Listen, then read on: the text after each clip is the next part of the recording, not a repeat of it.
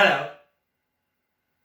I like the Sonic. Well, no shit. Yes, it's no shock to everyone that I am indeed a Sonic fan and that I may have played most of the mainline games in the series. But not Sonic Skahool House. However, it never occurred to me that I also happen to own 3 copies of the very first Sonic title I ever played, and that I never made a proper video on it whatsoever. So to combine this idea, as well as combining the PlayStation 2 Classics series, why don't we take a look at Sauce Heroes. Running around like a video.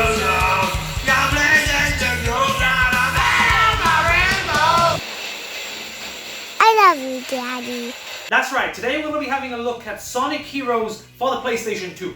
Now, this isn't the very first version of the game that I played back when it first came out in 2003. That one would have to go to the PC version that came out for Windows Vista. Now, to get the PC version out of the way as quick as possible, I never really finished the entire game because it was too laggy. And also this series is called PlayStation 2 Classics. So here it is, Sonic Heroes for the PlayStation 2. I got 2 of them. I do want to quickly mention that yes, you're not seeing things. These are 2 copies of the same game for the same system, but for some reason, the newer copy that I ordered off of Amazon a while back, for some reason has a holographic logo compared to the original cover that I had, which does not have a logo.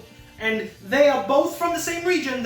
One is not an American copy, now the other one is a European. No, they are both European copies. Why is this a thing? I don't know. All I know is that it's shiny and I like shiny. Sonic's PlayStation 2 debut. Honestly, this cover art is damn one of my favorites from the entire series. Compared to its US box art, I really do prefer this one over that one. So, ever since the success of Sonic Adventure, Sega and Sonic Team really thought to themselves, well, Sonic Adventure had 6 playable individual characters. That was a big hit. Let's make Sonic Adventure 2, which also had 6 playable characters, by the way. Well, that game was also a big hit. Let's not make Sonic Adventure 3, but this time something different. Yep, that's right. Sonic Heroes doesn't have 6 playable characters. Instead, it has 12! Fun fact, Sonic Heroes managed to break a record for having the most amount of playable characters in a platformer back when it first came out in 2003. The world is at its knees, and this time it will take more than the power of one hero to put it right. Join Team Sonic, Team Dark, Team Rose, and Team Chaotix in an all-new action blockbuster as you battle your way through an adrenaline-fueled frenzy of spirals, loops, twists, and turns while mastering 3 unique hero abilities simultaneously. Power, speed, and fly!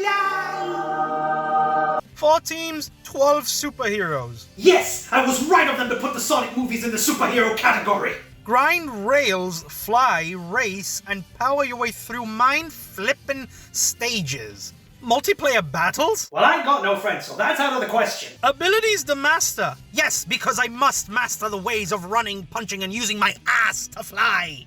Here on the sides, we have every playable character.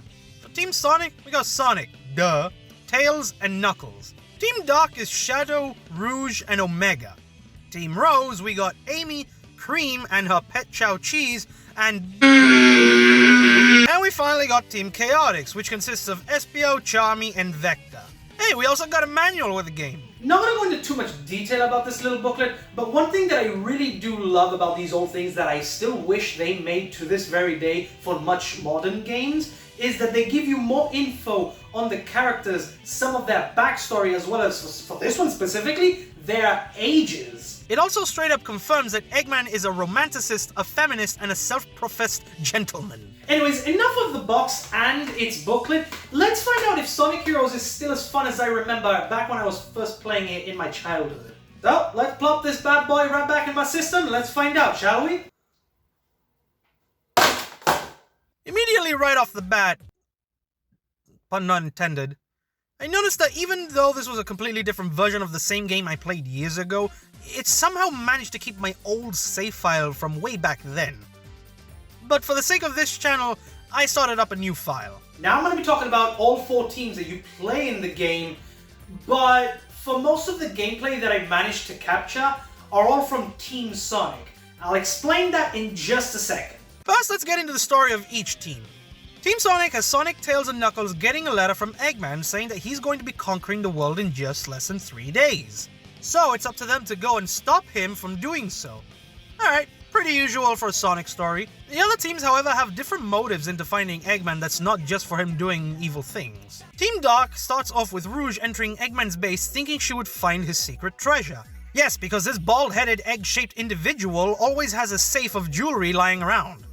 After she goes into the safe, she discovers that Shadow is alive! Okay, yes, for those of you who don't know, Sonic Heroes takes place after the events of Sonic Adventure 2. You know, the game that has Shadow fall down to Earth from space and dies. Anyways, he's here, and so is first time appearance Omega. After having a small fight, Rouge decides to stop them both. After having some time to catch a breath, we find out that Edgy the Hedgy wants to recover his memory. Again. Since the only thing that he can remember is just his name and Maria. And Omega just wants to straight up kill Eggman for locking him up in the same room as Shadow. So the three decide to team up and go find Eggman together. Team Rose shows Amy, Cream, and her pet Chow Cheese chilling on some shoreline while Big is fishing in the background. Amy is looking at a newspaper that shows Sonic kidnapping Cheese's friend and Froggy. Huh, that's weird. I'm sure there's no plot point in this game where we find out that this Sonic isn't the real Sonic, right? So their motives are to go and find their friends who they think Eggman is the one behind it all.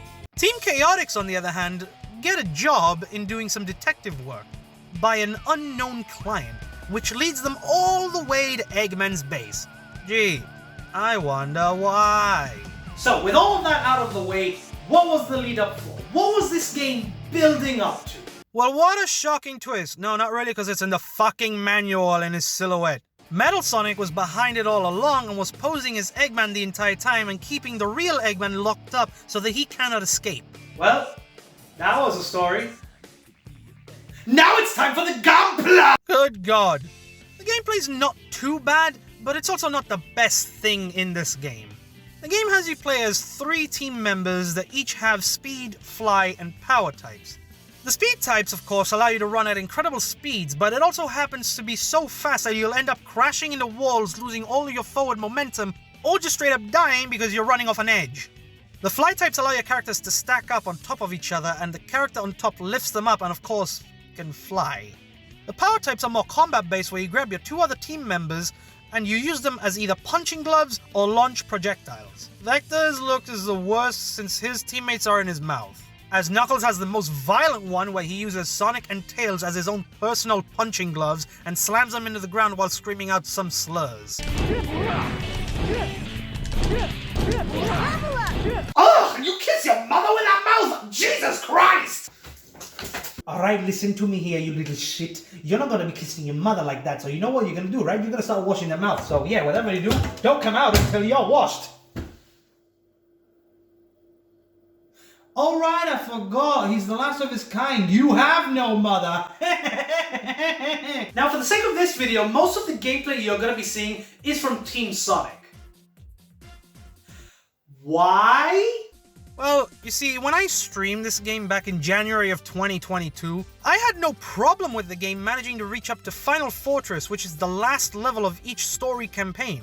But why only as Team Sonic and not the other 3 teams? Well, you see, each campaign also happens to have its own set of difficulty. Team Sonic being the normal mode of the game, Team Dark being the hard mode, Team Rose being the easy mode, and Team Chaotix is just pure chaos because of the number of collectibles and objects you need to do before you finish each level. Jesus Christ! Let's see. Seaside Hill, the very first level of the game. Let's see what we got.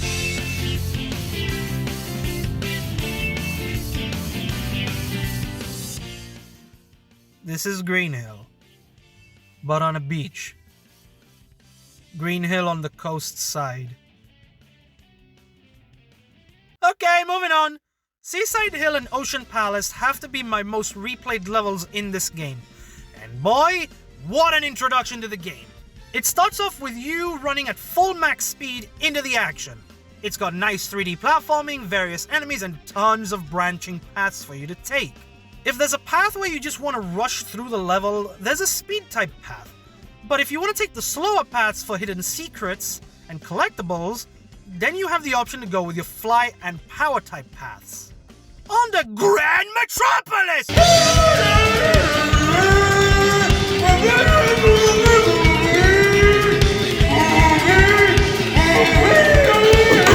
Get the reference that I'm doing? It's a radical soda joke!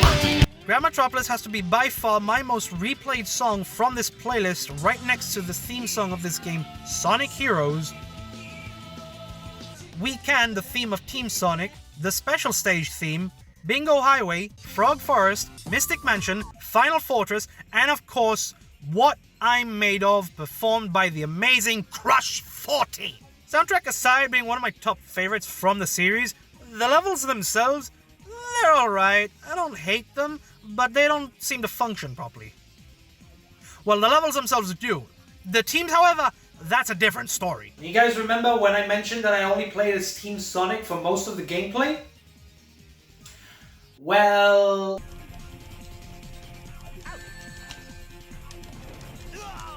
Ha! No!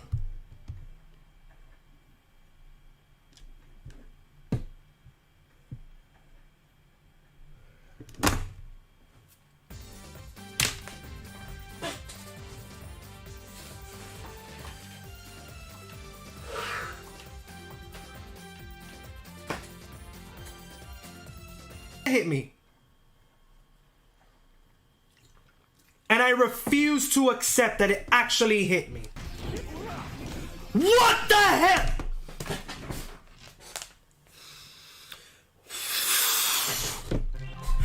I quit.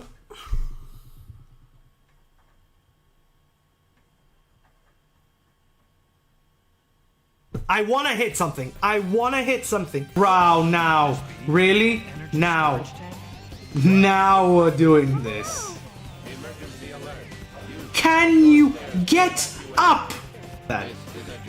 Shut up. Oh my god. Can... Game? No? Okay.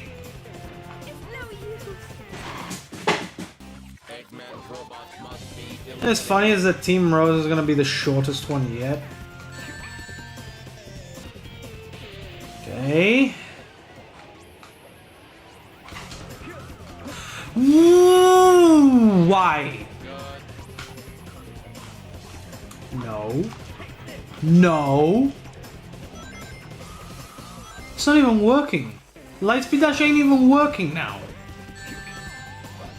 Okay, fine by me. Attack the damn enemy. Yeah, no.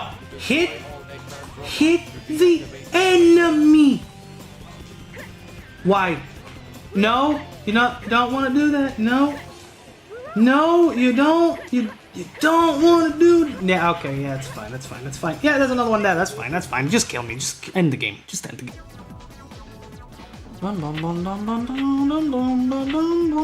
Oh my god, game, please. Okay. Okay, this time let's take this spot slowly. Or not, because the game will automatically push you to the side. No. No.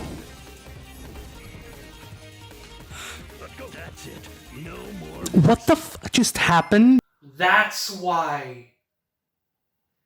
Yeah. I don't know why, but for some reason I couldn't even get past the 4th level with Team Dark. For some reason, Shadow sometimes wouldn't attack an enemy when near them, and Rouge would attack them, but won't even hit them. Omega, on the other hand, was the most functional guy in the entire team, getting every single job done. For example, in Power Plant, there is a section where you need to climb up a tower that has rising lava. You need to jump from platform to platform quickly before they drop down.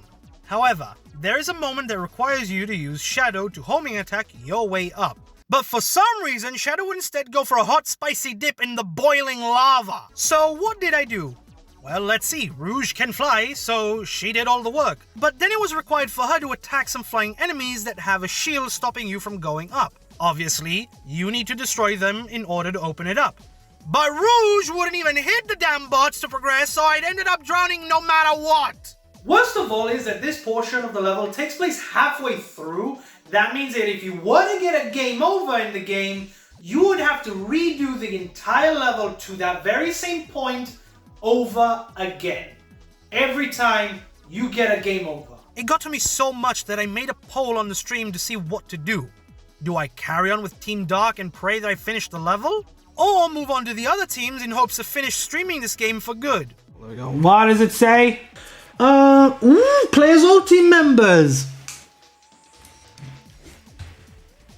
You guys are so nice. Team Dark might be the hard mode of the game, but at this point this is just unplayable. Let's move on to Team Rose. This is the easy mode. Surely it must be better, right? Why am I playing the tutorial level 3 stories into the game? Seriously, the first thing that came to mind when I first played this game back then was skip the tutorial and see what this game was mostly about. Thinking that as you go on, the game will slowly teach you what it all...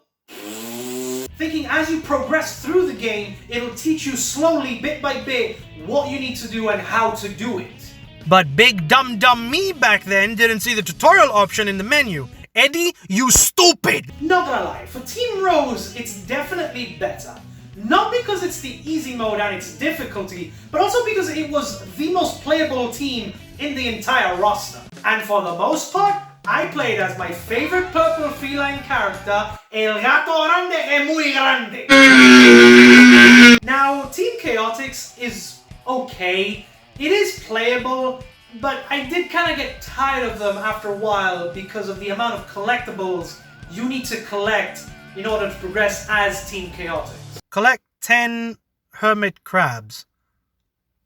Collect 10 casino chips. Rescue 10 chow. Blow out all red torches. What does all of this have to do with the story of this team? They get a job. Why do they need to find hermit crabs when you have a mystery caller asking for help? Why do you need 10 crabs? You know what? Not even gonna question this anymore. So, what do you get once you beat all 4 story modes 100%? What do you get? You get the last story, of course. And it's a final boss where you play as every team to defeat Metal Sonic. First as Team Rose, then as Team Chaotix, finishing off with Team Dark. But wait, that's only 3 teams. What about Team Holy shit, I become the super form from the classic games! Holy cow, it's super... Oh, son of a bitch. Supersonic is here, but Tails and Knuckles just get these yellow balls. The boss itself isn't bad, it's just repetitive in my opinion. You can deal a lot of damage, so you'll need to build up your Team Blast multiple times to beat him. Oh yeah, the Team Blast. I forgot about this beautiful savior of a mechanic. Every time you collect rings or beat enemies, you'll fill up this meter. When full, you can activate a Team Blast that helps defeat every foe on screen, and does a ton of damage to bosses. Most of the time, this move right here saved me a lot of times when team members got stuck on things and never got out. You stupid. And hey, on the topic of bosses, they're okay, I guess. Some require you to chase down a ship and damage it, others have you dead on the spot attacking enemies. The team fights, however, they are just some of the worst things I've ever fought in a game. You need to go fight one of the 4 teams a few times in this game, and it's so painfully hard as you try to hit them. This clip really shows you what I really mean about it. What? Okay, that's a load off my back, really?